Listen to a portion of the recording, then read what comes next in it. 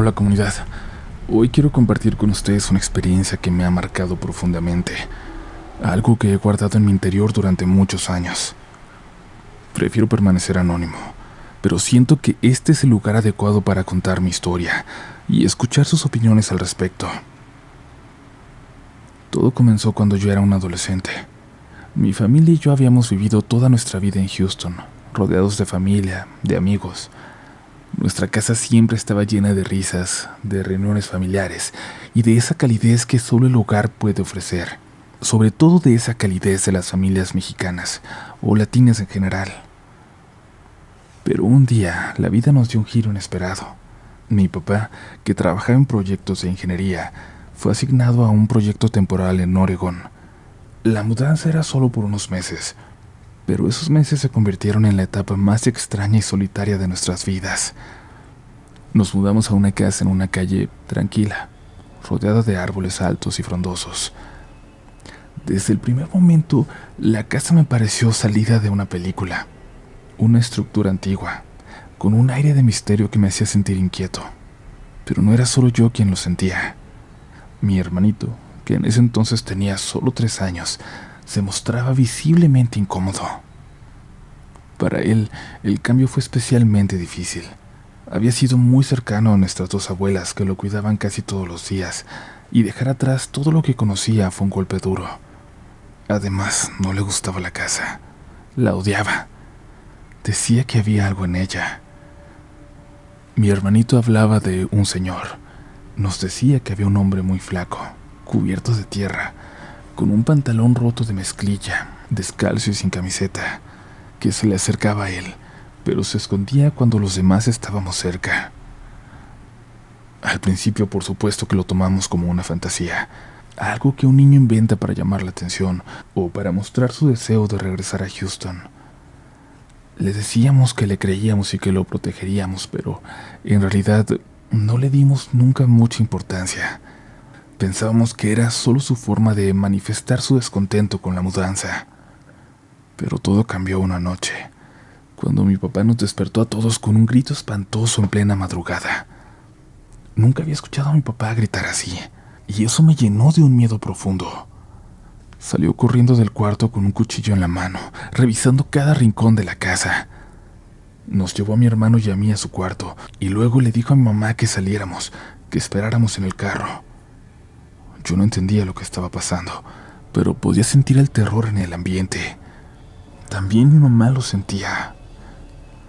Desde el carro vimos cómo mi papá revisaba toda la casa. Cuando finalmente salió, llevaba una mochila y nos dijo que nos íbamos a un motel. Fue ahí cuando intentábamos dormir, donde escuché a mis padres hablando sobre lo que había pasado. Mi papá contó que había escuchado un ruido en medio de la noche, algo que rascaba la puerta de su habitación.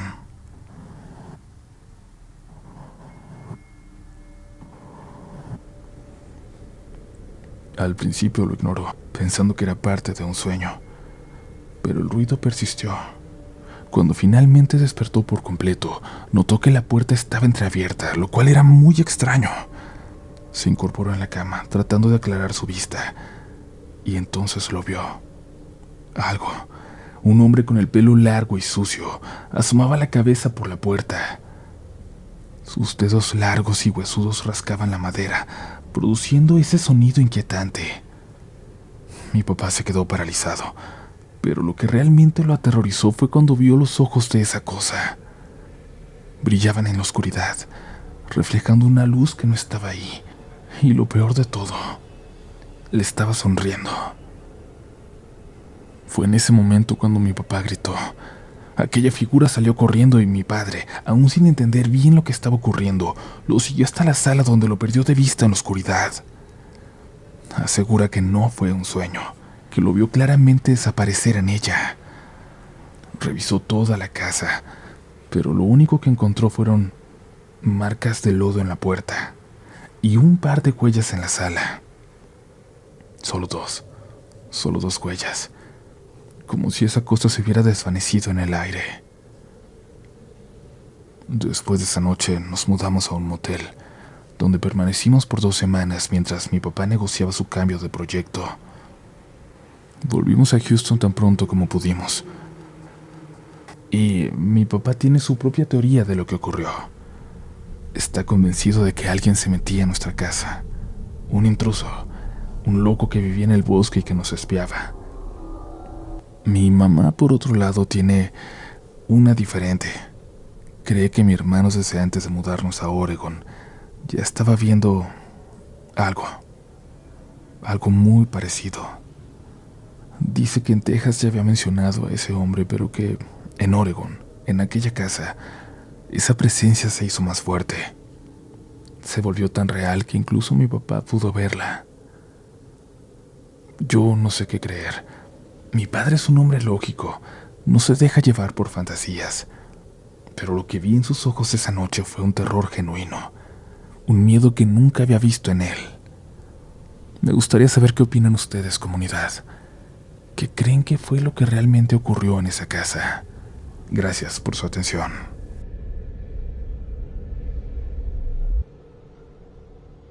Nunca olvidaré ese verano. Mis recuerdos de la casa de la abuela Juanita siempre habían sido cálidos, llenos de risa y el aroma a pan recién horneado. Pero esa vez, algo en el ambiente era distinto, y aunque no lo entendía en su momento, una parte de mí presentía que algo estaba por pasar.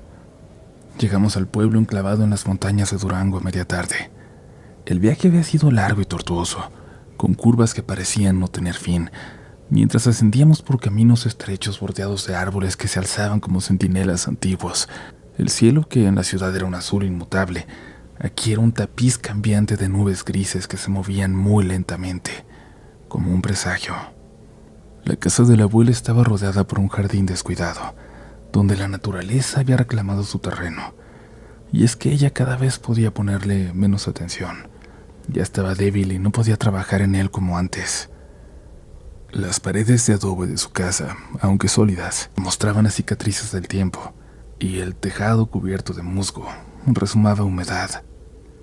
A lo lejos la montaña se veía majestuosa, su cima como casi siempre perdida en la niebla, en esa niebla que nunca se disipaba del todo.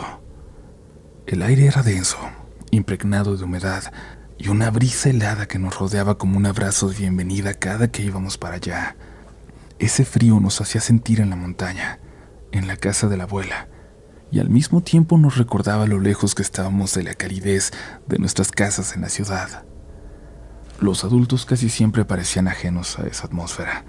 Mi mamá, mis tíos, todos estaban ocupados con los preparativos de la cena como siempre, charlando, poniéndose al corriente. Y mientras tanto, aquella tarde, mis primos Cale y René, junto con mi hermana Adriana, decidieron explorar los alrededores. Yo era un poco mayor y preferí quedarme cerca, viendo cómo corrían y gritaban entre las sombras de los árboles. Pero no pasó mucho tiempo antes de que la curiosidad me venciera, y decidí seguirlos, ver a dónde se habían ido. Cuando vieron que los alcancé, ellos tomaron valor para adentrarse más en el bosque, sin pensar en esas historias que los adultos solían contar para asustarnos. Había algo en esos árboles, en la forma en que sus ramas se retorcían hacia el cielo, que a mí me hacía sentir siempre pequeño, insignificante. La luz del sol apenas lograba filtrarse entre el follaje espeso, y hacía sombras que parecían moverse a nuestro alrededor, como si el bosque tuviera vida propia. El suelo bajo nuestros pies estaba húmedo y blando, y cada paso levantaba un leve olor a tierra mojada que me enamoraba. ¿Escucharon eso?, preguntó Adriana, deteniéndose de repente. Su voz, normalmente firme, tenía un matiz de inquietud que me puso en alerta. Nos quedamos en silencio, atentos, intentando distinguir algo. Ayúdenme, ayúdenme, por favor, ayúdenme. Y entonces lo escuchamos. Era un sonido débil, apenas un murmullo, pero claramente humano. Una voz que parecía venir de todas partes y de ninguna al mismo tiempo. Sé que es difícil de entender, pero esa es la única forma en la que podría explicarlo. Ayuda, por favor, ayúdame, decía, como un suspiro arrastrado por la niebla. Nos miramos entre nosotros, buscando en los rostros ajenos la confirmación de lo que habíamos escuchado. La niebla, que hasta ese momento había sido una presencia distante, comenzó a envolvernos, haciendo que el bosque se sintiera aún más cerrado, que nos oprimiera. Vamos a buscar. Es alguien que necesita ayuda, dijo René, con la valentía que solo un niño puede mostrar en una situación así. Sin esperar respuesta, se adentró más en el bosque, seguido de cerca por Kale y Adriana. Yo, sintiendo una mezcla de temor, de curiosidad, pero sobre todo de responsabilidad por ellos, lo seguí, aunque una parte de mí me gritaba que volviera. El bosque parecía cambiar a medida que nos adentrábamos. Los árboles, antes robustos y vibrantes, ahora parecían marchitos, sus troncos cubiertos de musgo oscuro y las ramas, torcidas como manos esqueléticas, se extendían hacia nosotros. El aire se volvió más denso, cargado de una humedad distinta, pesada, que se adhería a nuestra piel, y la niebla se espesó, reduciendo nuestra visión a unos pocos metros. La tierra a nuestros pies se volvía cada vez más blanda, casi como si el bosque intentara tragarnos. Finalmente llegamos a un claro. En el centro había un árbol distinto a todos los demás. Su tronco era grueso y retorcido, como si hubiera sufrido siglos de tormento. Pero lo que nos detuvo en seco fue lo que vimos junto a él. Atada al árbol, con una soga vieja, estaba una mujer. Su piel pálida y casi translúcida se fundía con la corteza, como si el árbol estuviera absorbiéndola lentamente. Sus ojos nos miraron con una mezcla de desesperación y esperanza. Por favor, ayúdenme, susurró la mujer, como si cada palabra le costara un esfuerzo inmenso. Extendió una mano hacia nosotros, una mano delgada, en los huesos, con uñas largas y negras. Mis primos y mi hermana retrocedieron por miedo, y yo sentí un nudo formarse en mi estómago. ¿Quién eres?, preguntó Adriana. Su voz estaba temblando, pero manteniendo la compostura. Me pusieron aquí. Gente mala. No me dejen así. La mujer cerró los ojos como si estuviera al borde de la inconsciencia. La imagen era tan surrealista que una parte de mí quiso creer que era una alucinación, una ilusión creada por la niebla, por el cansancio. Pero algo en mi interior, una intuición primitiva, me decía que lo que estábamos viendo era real. No sé cuánto tiempo pasamos ahí, mirando a la mujer sin saber qué hacer. El miedo nos paralizaba, y aunque sabíamos que debíamos hacer algo, ninguna parte de nosotros se atrevía a acercarse. Finalmente fue René el que dio el primer paso atrás. No podemos. Tenemos que avisarle a los demás, a mis papás, a mi abuelita, dijo, con su voz quebrada por el terror. Asentí, incapaz de articular palabra tampoco. Los cuatro dimos media vuelta y comenzamos a correr, tropezando en la maleza, sintiendo cómo las ramas, las raíces parecían querer atraparnos. La niebla nos envolvía cada vez más, y el eco de la voz de la mujer resonaba en mi mente con cada paso que daba. Me sentía culpable por dejarla así, por no haberla ayudado. Llegamos a la casa jadeando, con el miedo reflejado en nuestros rostros. Los adultos nos miraron con sorpresa, y cuando comenzamos a contar lo que habíamos visto, sus expresiones cambiaron de incredulidad a preocupación. Pero fue la abuela Juanita quien realmente entendió la gravedad de lo que estaba pasando. Su rostro, normalmente tranquilo y sereno, se oscureció. Sus ojos adquirieron una intensidad que nunca antes había visto. «Llévenme para allá. Quiero ver», dijo con una voz firme, casi autoritaria, muy diferente a la que siempre usaba con nosotros. Aunque estaba muy débil y necesitaba ayuda para caminar, ninguno de nosotros se atrevió a contradecirla. El camino de regreso al claro fue silencioso. La niebla parecía más densa, como si el bosque mismo quisiera ocultar lo que habíamos visto. Cuando llegamos, mis padres y mis tíos comenzaron a buscar desesperados, tratando de encontrar a la mujer que habíamos descrito. Pero no había rastro de ella. Solo encontramos ese árbol, oscuro y retorcido. La abuela se acercó lentamente a él y sin decir palabra comenzó a rezar. Sus palabras, en un susurro casi imperceptible, flotaban en el aire, y el viento, que hasta entonces había estado quieto, comenzó a soplar suavemente, como si respondiera a sus plegarias. Nosotros, los niños, nos quedamos atrás, observando en silencio.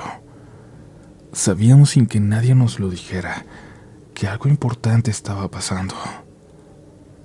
Después de unos minutos, la abuela se volvió hacia nosotros, con una expresión que mezclaba tristeza y cierta resignación. Lo que vieron fue real, dijo en voz baja, mirando a mis padres y tíos que aún parecían incrédulos. Esa mujer vivió aquí hace mucho tiempo. Era una bruja, atrapada por sus propios maleficios. Los árboles todavía la recuerdan, y por alguna razón, hoy decidió mostrarse a ellos. Pero no tengan miedo, ya no puede hacernos daño. Debemos respetar su descanso. El regreso a la casa fue silencioso. Nadie se atrevió a hablar de lo ocurrido, como si al hacerlo corriéramos el riesgo de atraer de nuevo aquella presencia. La abuela Juanita, que siempre había sido el pilar de la familia, parecía más cansada que nunca. Al llegar a la casa se retiró a su cuarto sin decir palabra, y los adultos, aunque intentaron disimular, no pudieron ocultar la preocupación. Esa noche el silencio en la casa era casi palpable. Hasta los ruidos habituales del bosque, el canto de los grillos y el crujido de las ramas parecían haberse extinguido por completo. Me quedé despierto mucho tiempo, nada más mirando el techo de mi habitación que compartía con mis primos, tratando de entender lo que habíamos visto. El miedo se había instalado en mi pecho, y aunque trataba de convencerme de que todo había sido producto de nuestra imaginación, no podía sacudirme la sensación de que algo oscuro, antiguo, nos había observado desde las sombras, y que seguía allá afuera. A medida que las horas avanzaban, el silencio de la noche se volvió casi insoportable para mí. Mis ojos recorrían la oscuridad de la habitación, buscando alguna señal, algún indicio de que lo que habíamos experimentado no era real, de que estaba loco, de que era mi imaginación. Pero la casa permanecía en un mutismo inquietante, como si el propio bosque hubiera decidido mantener su secreto oculto, como si fuéramos parte de ese secreto a partir de entonces. No sé en qué momento me quedé dormido, pero mis sueños estuvieron llenos de imágenes confusas. Soñé con una mujer atada al árbol, con su mirada vacía, con la niebla espesa que nos rodeaba, y la voz de la abuela Juanita rezando en un idioma que yo no entendía. Me desperté varias veces con el corazón latiendo con fuerza en el pecho, solo para encontrarme en la misma oscuridad silenciosa, en esa maldita oscuridad. A la mañana siguiente el clima había cambiado. El sol apenas lograba perforar la neblina que aún cubría la montaña, y el aire estaba impregnado de una humedad fría que se colaba por cada rendija de la casa. Mis papás, mis tíos, trataban de actuar como si nada hubiera pasado, pero la tensión era evidente. Los niños nos quedamos cerca de la casa, demasiado asustados ya como para aventurarnos de nuevo en el bosque. Incluso la abuela, normalmente madrugadora, no había salido de su cuarto. Pasaron algunos días antes de que alguien mencionara el incidente. Fue durante una cena, en la que el ambiente era silencioso, triste, y las conversaciones pocas. Mi mamá, con una voz suave y llena de preocupación, le preguntó a la abuela qué había pasado realmente en el bosque. Mi abuelita, que hasta ese momento había estado en silencio, levantó la vista de su plato y nos miró a todos, sus ojos oscuros reflejando algo más profundo que el simple cansancio. Esa mujer, comenzó a decir, con su voz baja pero firme. Esa mujer fue alguien que vivió aquí hace mucho tiempo. Una bruja condenada por sus propios actos. La gente del pueblo solía contar historias sobre ella, sobre cómo usaba los árboles del bosque para esconder sus maleficios, para espiar a aquellos que vivían cerca.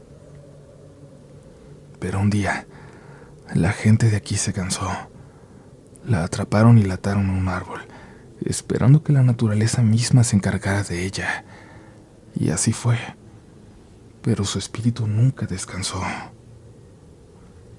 Hizo una pausa, como si las palabras le pesaran en la boca. Decía a mi mamá que los árboles la absorbieron, que le hicieron parte de ellos. Y de vez en cuando el clima y las circunstancias son las adecuadas, su espíritu se muestra, buscando liberarse. Lo que ustedes vieron, niños, fue su desesperación, su intento de aferrarse a la vida. Pero liberar su espíritu solo traería mal a quienes lo hagan. Por eso es mejor dejarla donde está, en paz, aunque esa paz para ella sea fría y oscura. La habitación quedó en silencio después de las palabras de la abuela. Nadie sabía qué decir. Una parte de mí quería preguntar más, quería entender, pero otra, más sabia, sabía que algunas cosas era mejor dejarlas sin respuesta. Esa fue la última vez que hablamos de la mujer en el árbol. La vida siguió adelante y con el tiempo, la familia dejó de visitar tanto la casa de la abuela. Sin embargo, cada vez que yo regresaba, no podía evitar mirar hacia el borde del bosque, buscando entre las sombras algún rastro de esa presencia que había marcado mi infancia. Nunca volví a escuchar esa voz, ni ver esa figura pálida entre los árboles, pero el recuerdo permaneció conmigo, como una cicatriz invisible.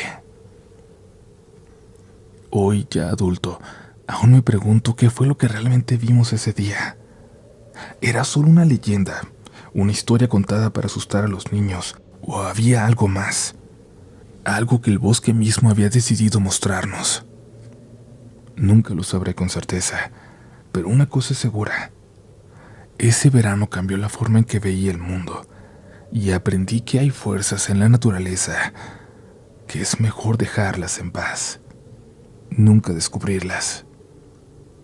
Y aunque no volví a escuchar esa voz, cada vez que siento una brisa fría o veo la niebla descender sobre las montañas, aunque esté a miles de kilómetros de distancia, aunque esté en otra parte del mundo, no puedo evitar recordar a la mujer en el árbol, atrapada para siempre entre este mundo y el siguiente, esperando una liberación que nunca llegará. Espero.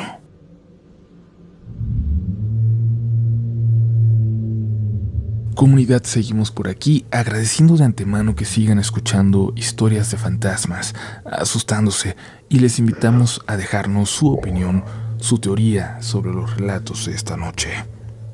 Les recuerdo que les voy a dejar un enlace para que encuentren mi libro de cuentos, Relatos de la Noche, y también la novela gráfica. De esta ya quedan como menos de 100 ejemplares por allá afuera, y como les decía, no va a haber más ediciones, así que son de colección total. Las que se encuentren son las últimas. Nos veremos muy pronto en más firmas para que los puedan llevar, tanto el libro como el cómic, lo que ustedes prefieran, o ya saben que pueden llevar hasta una hoja de papel y yo se las voy a firmar, porque lo que me importa, más que compren esto, es poder convivir con ustedes y ver de frente a la gente que hace esta comunidad. Así que les recuerdo, cuando haya firmas, aunque no tengan el libro, aunque no lo hayan podido comprar, vayan, porque va a ser un verdadero gusto saludarles. Por ahora continuamos con una historia más, porque no, aún no sobrevives al episodio de esta noche.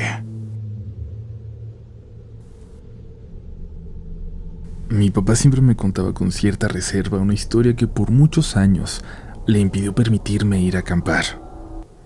Aunque el campismo es una actividad que nos apasiona como familia, él no podía evitar sentir un profundo temor ante la idea de dejarme aventurarme en la naturaleza por mi cuenta.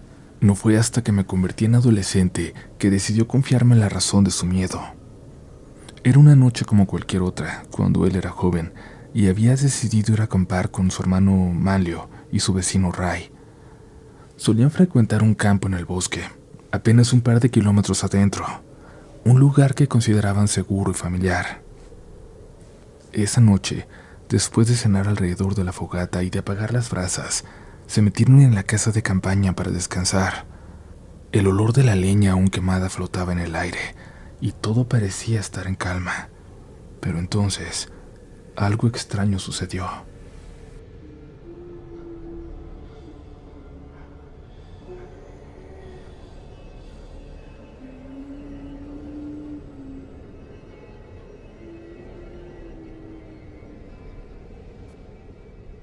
Escucharon un llanto, suave al principio, pero lo suficientemente claro como para captar su atención. Parecía el llanto de una mujer, sollozando en la oscuridad del bosque. No era un sonido distante, sino que se acercaba lentamente hacia ellos. Al principio intentaron ignorarlo, pensando que podría ser un animal o simplemente el viento jugando con sus mentes. No sería la primera vez. Pero el llanto persistía, rodeándolos, como si una presencia invisible estuviera caminando alrededor de su tienda. Manlio, el más curioso de los tres, se asomó por el cierre de la tienda, abriéndolo apenas un poco, pero no vio nada. Sin embargo, el llanto seguía moviéndose, pasando justo frente a la puerta, pero sin que se viera ni una sombra, ni una figura, nada. Solo el sonido inquietante y doloroso. Decidieron no hacerle caso, convencidos de que podría tratarse de un fantasma. En ese bosque ya habían escuchado historias de apariciones, de almas en pena que vagaban entre los árboles. Pero lo que sucedió después fue algo que ninguno de ellos esperaba.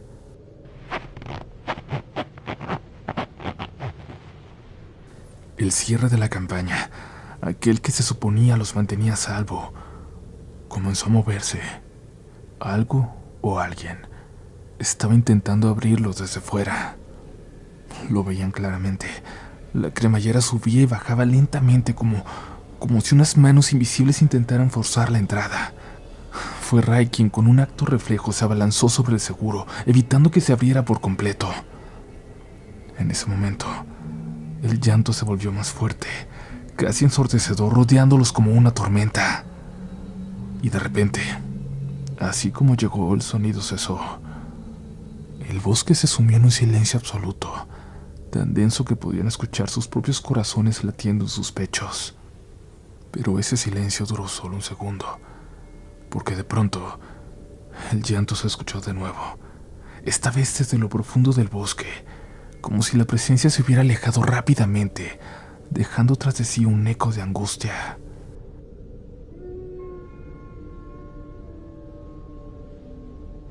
Mi papá había oído hablar de los espíritus del bosque, de los duendes que, según las leyendas, hacen esos sonidos para asustar a quienes adentran en sus dominios sin permiso. Pero hasta esa noche nunca había creído en esas historias. Esa experiencia lo marcó para siempre, y fue la última vez que acampó o pisó un bosque. Fue por esa razón que le costó tanto trabajo permitirme hacerlo a mí. Por suerte, hasta el día de hoy, yo no he escuchado ni visto nada raro en mis acampadas, pero no puedo evitar pensar en esa historia cada vez que me encuentro en medio de la oscuridad del bosque, con solo una delgada tela, separándome de lo desconocido, de la oscuridad, de la noche.